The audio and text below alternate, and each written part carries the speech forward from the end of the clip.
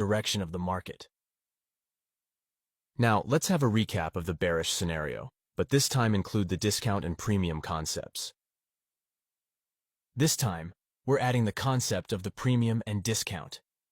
In this case, the market is in a downtrend. We don't want to jump in right away. Instead, we wait for a correction to pull the price back up into a premium zone, which gives us a better entry and increases the chance of a successful trade. Once price enters this premium area, we apply the CRT model. But this time, we only focus on bullish candles within the correction. Just like before, we mark the high and low of each bullish candle and wait to see how the next candle behaves. If the next one breaks and closes above the range, the setup is not valid. But if it sweeps above and then closes back inside the range, we have a valid CRT signal in line with the bearish trend.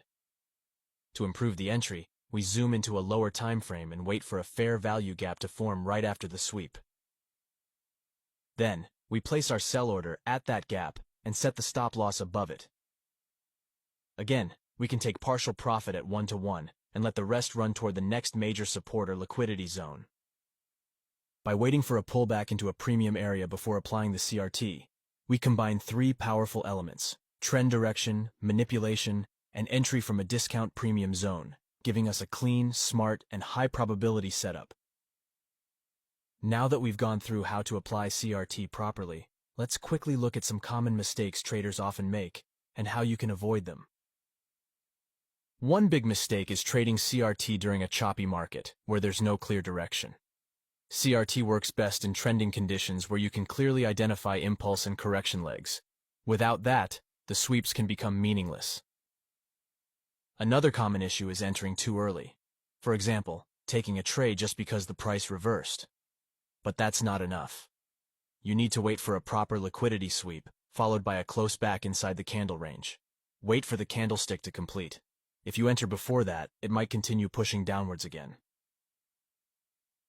Traders also often forget about market context. Even a perfect-looking CRT setup can fail if it happens right into a major news release or near a strong higher time frame level like a daily resistance or support. Always check the bigger picture. Avoiding these simple mistakes will help you get much more reliable results with CRT. Now, in the next part, let's look at some real chart examples and see how we approach different market scenarios. So here we have Eurodollar on the 1-hour chart. We are going to take every CRT trading pattern we spot during the backtesting. Let's begin.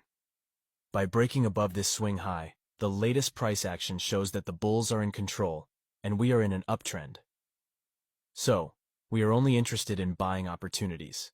Therefore, we are going to apply the CRT model to the bearish candles. Here we have our first pullback candlestick. We mark the highest point as candle range high, and the lowest point as candle range low. Now the only thing we want to see is that the price breaks below the CRL and returns back inside the range. But if we get another bearish candle completely breaking below the CRL, then we will skip the trade and keep looking for the next setup. So let's see what happens when the next candle forms. Here we can see that the price penetrated below the CRL with a wick and closed back inside the range. So with our range candle and sweep candle formation, we will look for a long trade and expect the price to complete the CRT model with an upward move. But the question is, where do we enter the market? To execute the trade, let's zoom into the 5-minute chart to set our entry. Here on the 5-minute chart, we can observe much more detail. This is our latest impulse that swept the liquidity and closed back inside the range. So right now, the only thing we need is to find a bullish fair value gap area to enter the trade. If you focus on the latest move, you can see that it has already created an FVG and is currently being rejected by the price. So everything is ready to open a buy position here and set our stop loss in a safe place. Now for the targets, as mentioned before, we always close half of the position when the price reaches our 1-to-1 target, and for the second half, we let the profits run. Even if we miss this trade, see how many times price created FVGs along the upside move and gave us trading opportunities. So here we had our first successful trade.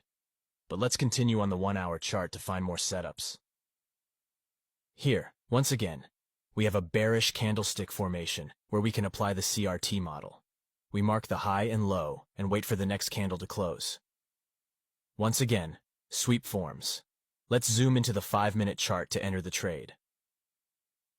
On the 5-minute chart, we can see that the price has already formed multiple fair value gaps. We will set a buy limit at the lowest FVG because it's located in the discount zone, giving us a better risk-to-reward ratio and a safer stop-loss placement. We use the same exit rules as in the previous trade. Now let's see what happens. The price triggers our buy limit, hits our first target, but then reverses downwards, and eventually hits our stop-loss. However, since we closed half of the position at the 1-to-1 target, we ended up with a break-even trade. So we didn't lose any money and got out safely. Still, let's zoom out to the 1-hour chart to find more entries. Once more, we can see a big bearish candlestick where we can apply the CRT model. The following candle sweeps the liquidity below the candle range low, and once again, it's time to zoom into the lower time frame to execute the trade. With the sweep candle formation on the higher time frame, the only thing we want to see in this lower time frame is a bullish FVG forming, so we can set our entry. So let's move forward. Here we have a small FVG, so we set a buy limit with a relatively larger stop loss.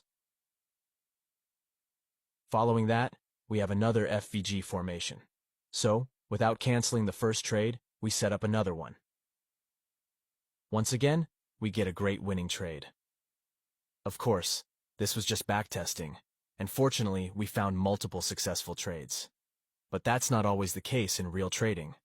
However, this was just to show you how we approach the market in different scenarios. So guys, I hope you enjoyed this video. If you did, please hit the like button to support our work, and also don't forget to share your ideas in the comments section. See you in the next video.